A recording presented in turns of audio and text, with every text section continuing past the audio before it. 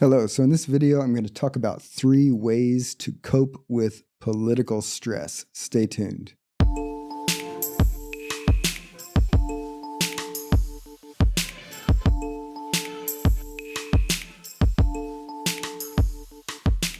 Welcome to Wellness with John. I'm John Peters, and these are resources to help you thrive.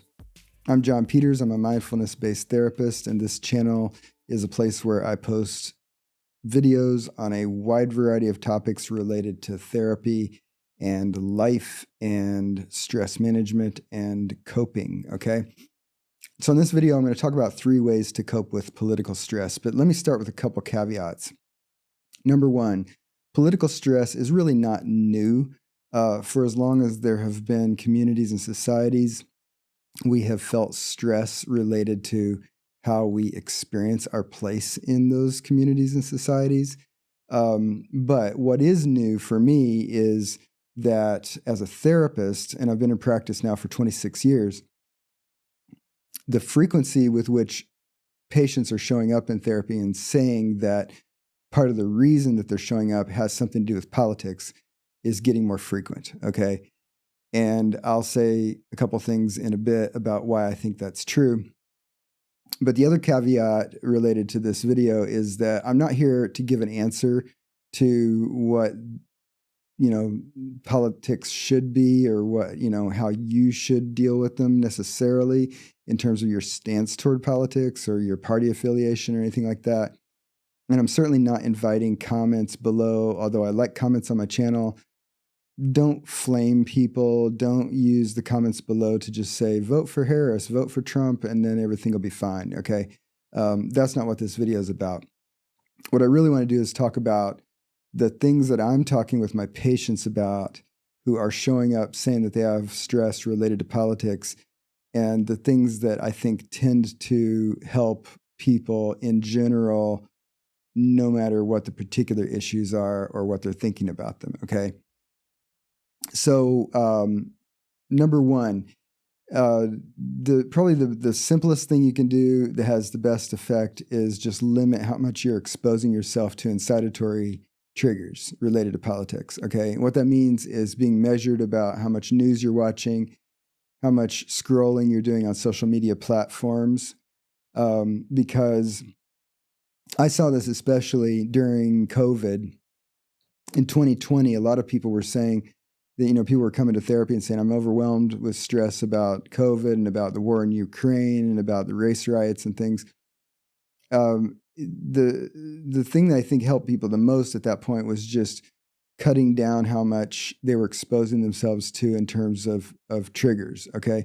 One reason that this is an important thing to consider is that our stress system was designed to deal with threats that we actually could respond to, not to things we just thought about but couldn't respond to. And this is an important distinction. If you're about to get attacked by a giant bear, you can run, you can fight, you can do something, but there is a response. And maybe it's not successful, but you can respond to it, right? But if you see a news story that is troubling, that is not the same as having a situation that's local to you that you can directly respond to, okay?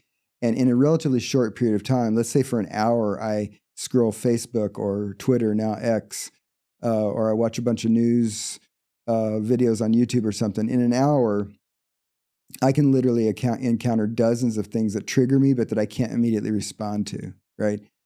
So I also want to say, you shouldn't take this as code for the answer to stress is just bury your head in the sand and not be aware.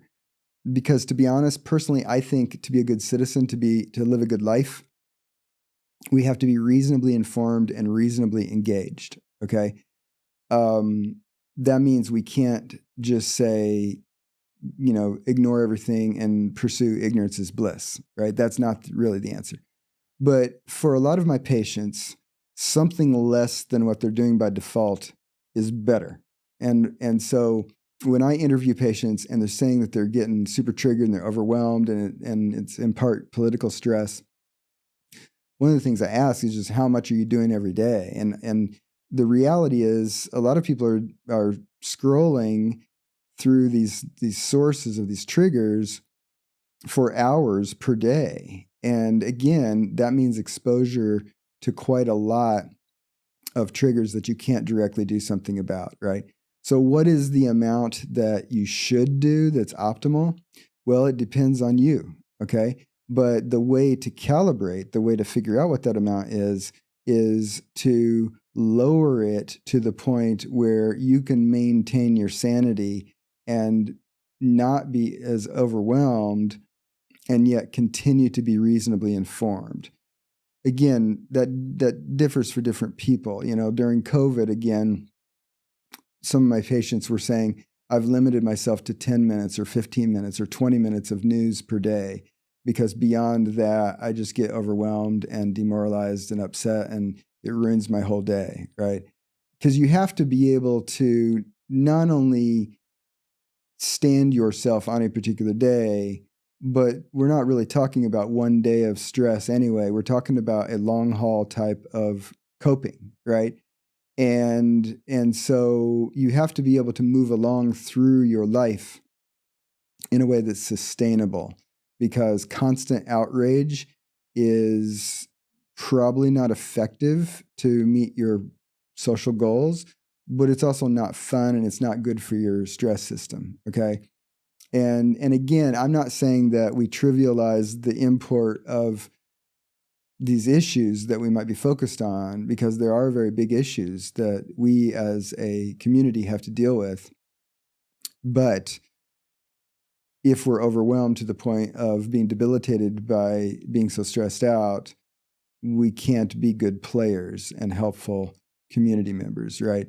So coping strategy number one is reduce the overall amount of scrolling of social media and looking at the news to the point where that amount each day is an amount that you can cope with and that doesn't introduce so many triggers that it's ruining your day and it's maybe even spinning out so that your response is not only ineffective but maybe dysfunctional. So like you get so enraged you go like flame everybody on Facebook, and then that results in a whole bunch of contentious threads of arguing and stuff. That's another layer of stress, right? So strategy number one is just throttle the overall amount of input of the stress triggers that you're exposing yourself to until you find an optimal amount that you can be exposed to and still cope and stay stable, okay? Strategy number two is kind of related to that, but it's look for things that you actually can do that align with your values and your goals. And what I mean by that is related to what I was saying a minute ago about how stress builds up when we encounter things that we actually can't respond to, but they trigger us. If we select some things that we can respond to in some way that's personally meaningful, then that helps to counterbalance that sense of being out of control, right? So, you know, that can mean a wide variety of things. For some people, it means volunteering. For some people, it means donating to a political campaign. For some people, it means writing letters to a representative or potential voters or whatever it happens to be. But being meaningfully engaged in some sort of reasonable, civil kind of response that aligns with your values and your goals is a way to not feel like you are just sitting, you know, in a position of victimhood and no agency, right? Now, again, what's the perfect thing to do to solve the problems? I don't know that myself. I don't think any one of us can be the one who solves all the problems, but I do think there's a variable amount of a sense of personal power and agency as it relates to what we might choose to do to respond to the things that are triggering us in our life. I think it's a general principle. I think it's true of political stress as well, right? So coping strategy number two is think about things that you can do that are personally meaningful, reasonably related to the things that you care about and align with your values and goals, to try to have some sort of constructive input into the general civil discourse related to politics, right? Strategy number three, okay? Number three, maintain balance, okay? And I was talking in strategy number 1 about reducing the overall amount of exposure you have to stress triggers in order to not overwhelm yourself.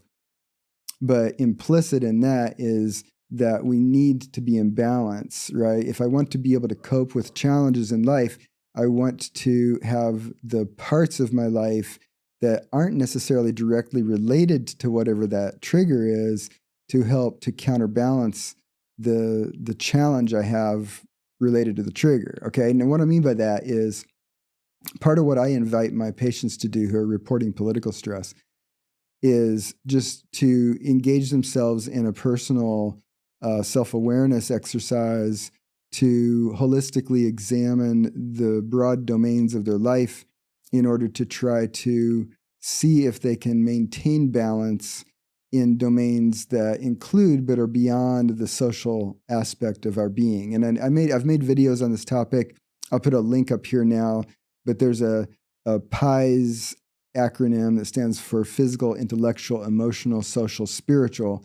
And it teaches you how to pay attention to the domains of your life that aren't about the political stress, but that need to be reasonably functional and stable in order for you to be able to take on stress in the other domain. So part of the so what of that is, get good sleep, don't drink too much alcohol, get physical exercise, take care of your mind, take care of your emotional self, right? Take care of your social connections.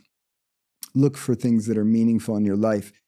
If you address those different domains of your life, it means that within any one of the domains, like political stress is within the social domain, then you're going to be able to cope with that better. But if we lose sight of all the domains of our life and we kind of implode into, oh my God, I'm so mad at this politician about this issue or about this policy or this political issue, if we kind of implode into that issue, all the other things kind of go out the window and cannot function as well to be counterbalancing with the stress that happens within the social domain. So strategy number 3 is consider yourself in a holistic way in order to have fundamental balance in all the domains of your life so that when stressors exist within a domain, that you have balance to support yourself in being stable while you cope with the challenges of that particular domain, right?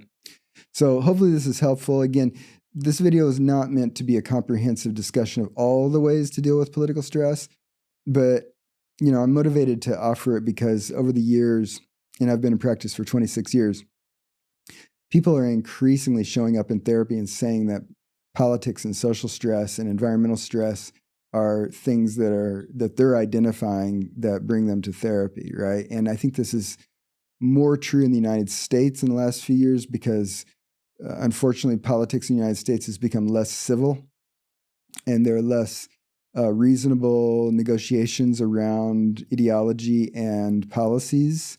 And there's more adversarial hostility related to just tribal affiliation with different parties.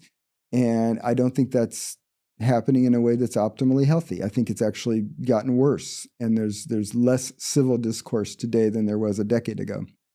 And I think that's a long trend that even goes back further than that in terms of that devolution. That's just part of my take on it. But however we got here seems to be worse from the sense of my patients are showing up more frequently and saying that politics are stressing them out. So I end up talking with people about this kind of thing, not to just insert my politics into their life, because that's not my role, but to help people cope with stuff no matter what people show up to therapy with. And it is in part politics, right? So hopefully that's helpful to you. And if you're new to this channel, thank you for joining me in this video. Please subscribe. If you like this video, please like it and feel free to share it. Feel free to comment below, although avoid random off-topic or on-topic hostile comments. And stay tuned to the channel because I post things regularly. Thanks.